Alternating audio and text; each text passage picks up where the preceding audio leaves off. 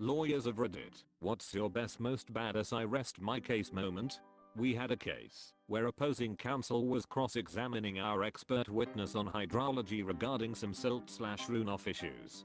Mr. Smith, wouldn't you agree that the book I'm holding is highly respected in your field and considered to be the gold standard on the subject? Witness, I'm aware that it is highly regarded in my field.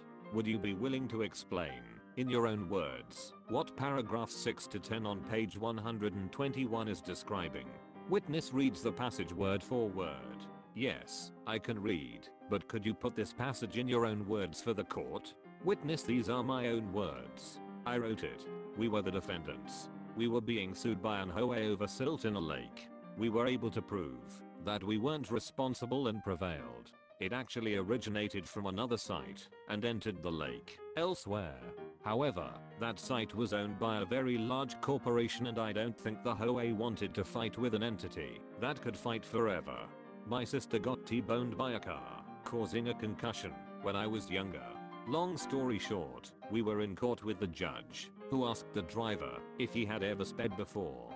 No, Your Honor, I never speed, was his reply. The judge asked him a couple more times if he was sure if he never sped, ever. The driver was adamant that he never sped and never had before. A few minutes later, my sister's lawyer gave the judge some paperwork. She read it and said to the driver, "It seems that you have some past driving violations. Can you tell me what they are for?" Speeding. The driver had to pay medical bills for my sister.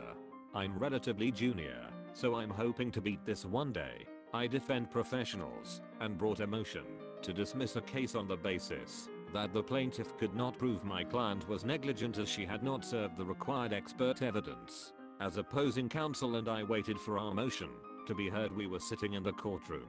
The judge, who I did not know and who had not read our materials, wanted to talk to the parties of a short trial which was to be heard after our motion was argued. That matter was also a professional negligence matter and the plaintiffs had no expert support. The judge then spent 10 minutes explaining that he had practiced in professional negligence for many years and was well versed in the evidentiary requirements to prove the element of professional negligence. In fact, he said, I very rarely use the word impossible in this courtroom, but it is impossible for you to be successful without expert evidence. Our matter was then called, and I reveled in explaining to the judge that he was about to hear a motion to dismiss a professional negligence case on the basis that the plaintiff had no expert evidence. I won. Opposing counsel decided that I had coached my witness and gave him lines to repeat that he was lying. Short version is that he asked the witness if he spoke to me before he testified. Witness said he had. Attorney looked like he thought he had me. Attorney asked the witness what I told him, what instructions I gave him. Witness looked him dead in the eye and said, "First thing he told me was to tell the truth no matter what." He said the lawyer is never the one who goes to jail, that he isn't going to jail for me, and if I lie, I'm on my own. Attorney looked like someone took the air out of him. Everyone in the courtroom simultaneously looked at me. Only time I've smirked or laughed in court. I wanted to put my feet up on the table, like I was Vincent LaGuardia Gambini, hands behind my head, and say, I'm done with this guy. Never ask a question you don't know the answer to. Rookie mistake. I had a trial against a guy who was self-representing, and he was constantly asking my client about conversations she had with me. First of all, no, I'm not coaching her to lie, and second of all, there's a thing called privilege, which means the things we discuss are not compellable. It was an exhausting trial. Needless to say, he was ordered to pay about $1 million more than he actually owed. He could defend an innocent man all the way to death row. Guy in a divorce case transferred money to the Equity Preservation Corporation. I looked at the corporate filing. There were only 2 shareholders. Knowing who they were, I asked on cross-examination. He denied knowing them. I then asked about them by name. He admitted they were his parents. Was the Bank of Mom and Dad the old name for this corporation? What is the conversion rate between good boy points and American dollars? Complaining witness accused my client of harassment/stalking. Said she told him numerous times that she wanted nothing to do with him. My client claimed they were dating, but whenever she got mad at him, she'd call the police and say he was harassing her.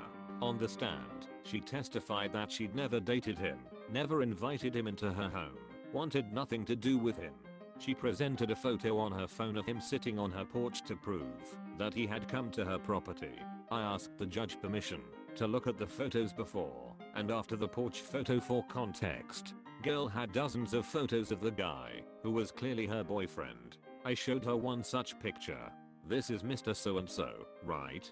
Yes. In this photo, he's on a bed? Yes. The bed is yours? Yes. The bed is in your bedroom? Yes. You took this photo of him? Yes. He's smiling in the photo?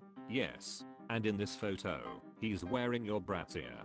Yes. No further questions, Your Honor. I was on the losing end of this one. I was representing a pro bono defendant who was attempting to regain custody of her children. The family division attorney was laying out his case to the judge for why my client wasn't ready, and his final point was that my client had refused emotional counseling to avoid violent fits of rage that she had inflicted on her children. On cue, my client jumps up screaming, "F you judge lady. You a stupid C. F you all for taking my effin' kids you fancies." I just caught the opposing attorney's smirk of satisfaction as I got up to usher my client out of the courtroom. Edit. In case you're feeling the slightest bit of sympathy for my client, here's some more background. The only time I've actually wanted to kill a client. I was hired as a litigation associate right out of law school, and one of my duties was to handle all of the pro bono cases that the partners didn't want to do. This generally meant I did a ton of family law, despite my main practice being in civil litigation. One of my first clients lost her 6 kids that she had birthed between the ages of 14 and 23 because they were living in the filthy basement of a 2-bedroom home along with my client's sister's 6 kids, as well as 2 other children from some other relative 14 kids, on a handful of dirty mattresses in a dank basement. When we interviewed everyone, we found out that the oldest male cousin, 15 years old, routinely molested my client's oldest daughter, 11, I think, and nobody ever bothered to stop him. Despite every adult in the house knowing about it, all the adults said it wasn't a problem because the 11-year-old girl wanted him to do it. When we asked the little girl why the others might have thought she wanted it, she said, in the smallest voice, "If I'll let him do it to me, he doesn't touch any of the littler girls." When I was in law school, I had to argue a case for an exam. I was the last in my class to go, so there wasn't anyone arguing against me. I opened with a motion to dismiss since opposing had failed to show. The judge grading me chuckled and said to Shay counsel. I still had to go forward, but we got off on the right foot and I ended up with an A. Genius. Damn, that move is even giving me a she-eating grin, and I wasn't there.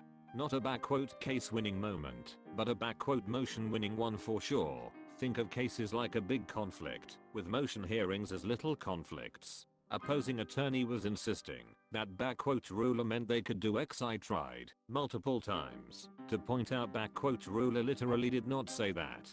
During the hearing, the judge reached behind them, grabbed their backquote rules of civil procedure, basically a dictionary of rules, placed it in front of the other attorney, and said, "Show me where rule A says X." Other attorney did not take the hint, read rules out loud for a brutal 5 minutes, and gave the book back. I said, "Judge, I have nothing to add." It was pretty fun. I'm a reporter, journalist, who covered courts for years. In one hearing I was covering, the prosecution was a brand new attorney that the powers that be were grooming to move up because she was local, female and a minority, something the court system was majorly lacking. But she was so green, she did not understand the court rules at all. As the hearing takes place, she becomes convinced she can treat a witness as hostile, but in reality, it's her opposition who is allowed to do that. And she starts arguing her position, but the judge shut her down fairly quickly. I honestly had never seen something like that before or since. This attorney, shortly thereafter, was put up by the party for an unopposed judgeship, and, I assume, is still a judge in that county. I lost a little faith in the system after that. Corporate lawyer, so I don't have cases to rest. But once opposing counsel was forcefully insisting that it was ridiculous for me to expect a certain provision in a contract we were negotiating, and I pointed out that this provision was standard in his own firm's contract forms, as I knew from several prior transactions I'd worked on across from them. Pretty exciting stuff. He took it in stride and said, jokingly, well, of course it's fine, when we ask for it.